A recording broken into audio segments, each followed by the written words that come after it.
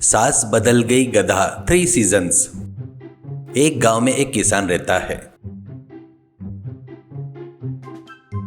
उसकी माँ और पत्नी रहते हैं और उसकी पत्नी की माँ भी उनके साथ ही रहती थी।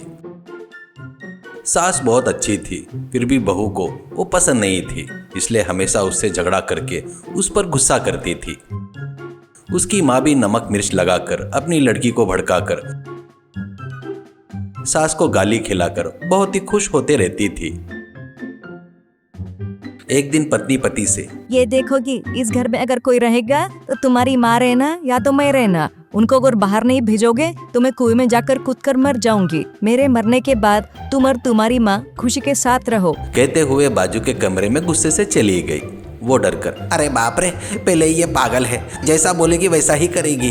कहीं तो भी माँ को छोड़कर आने के सिवाय और कोई रास्ता नहीं है। बहन के घर में छोड़कर आऊंगा तो बहन फिर से वापस लाकर छोड़ेगी, तब झगड़े फिर से शुरू होंगे, सिर दर्द फिर से शुरू हो जाएगा करके सोचता है।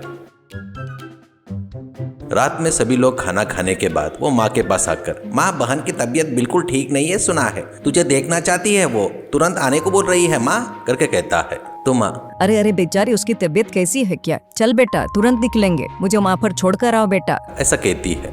वो रात को ही माँ को लेकर निकलता है। वो जा रहे रास्ते पर एक जंगल रहता है। वो उस जंगल में चलते हुए जा रहे थे। तब वो, माँ तुम चलते रहो, मैं नाले का पानी पीकर तुरंत तुम्हारे पीछे आ जाऊंगा करके कहता है। वो ठीक है कहकर कहते हुए आगे चली गई। वो बहुत दूर चली जाती है, पर उसका लड़का वापस घर आ जाता है। वो थोड़ी दूर आगे जाकर अपने लड़के के लिए पीछे पलटकर देखती है तो वो नजर नहीं आता। तब वो, बेटा बेटा बेटा करके कितना भी बुलाए तो भी कोई जवाब नहीं आता। वो बेचारी एक पेड़ के नीचे बैठकर रो रही थी। तो कुछ देर बाद वहां पर एक देवी माँ प्रत्यक्ष होती है। वो, माँ, मैं गर्मियों की देवी हूँ, बताओ मैं अच्छी हूँ या नहीं, करके बताओ करके पूछती है। तो माँ, अरे अरे, ऐसा क्यों पूछ रही हो बेटी? तुम बहुत अच्छी हो। तुम्हारे मौसम में अच्छे से कहीं भी यात्रा पर जा सकते हैं, शादी ब्याह कोई भी प्रोग्राम कर सकते हैं। स्वादिष्ट आम फनस तुम्हारे ऋतु में ही मिलते हैं ना, इसलिए तुम अच्छी हो बेटी, कहते हुए नमस्कार करती है। वो सुनकर गर्मियों की देवी गायब हो जाती है। और कुछ देर बाद और एक देवी प्रत्यक्ष होती है। वो, माँ, मैं वर्षाकाल हूँ, मैं अच्छी हूँ या नहीं, थोड़ा बताओ ना, ऐसा कहती है। तो माँ नमस्कार करके, अरे क्यों बेटी ऐसी पूछ रही हो? तुम बहुत ही अच्छी हो, क्योंकि तुम नहीं रही तो पानी कहाँ से मिलेगा? पानी नहीं मिला तो हम लोग कैसे जिएंगे? तुम्हारे पुण्य से हमारे खेती फसल उगकर हमारे पेट भर रहे हैं। निसंदेह तुम बहुत अच्छी हो बेटी, ऐसा कहती है। तो वो देवी भी गायब हो जाती है।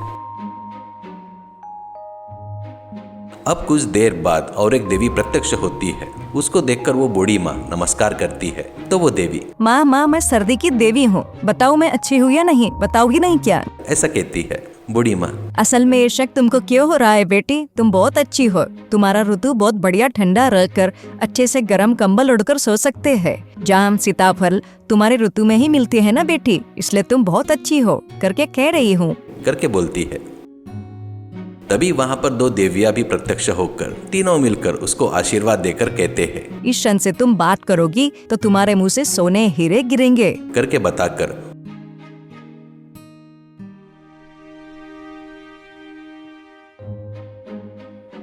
उसको हवे में उड़ते हुए सुबह सुबह तक घर के आगे उतार कर चले गए।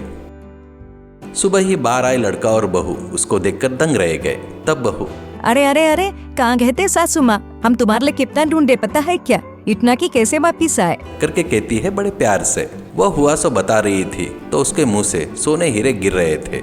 वो देखकर वो लोग और भी आश्चर्य होते हैं। उनको वो दोनों चुन रहे थे, वो हंस रही थी। तब उसके मुंह से और भी सोने हीरे गिर रहे थे।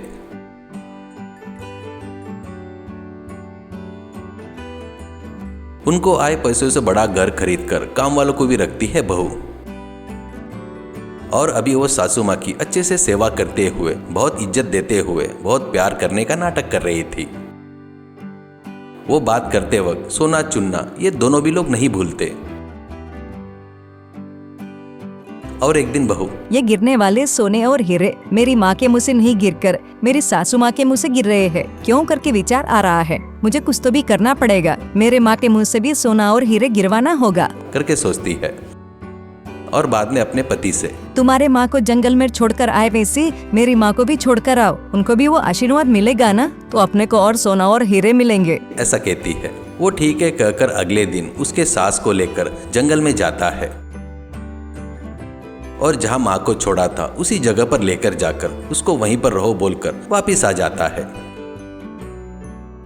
सास एक पेड़ के नीचे बैठकर रहती है तो एक देवी प्रत्यक्ष होकर, माँ मैं गर्मियों की देवी हूँ, मैं अच्छी हूँ या बुरी हूँ बताओ, ऐसा कहती है।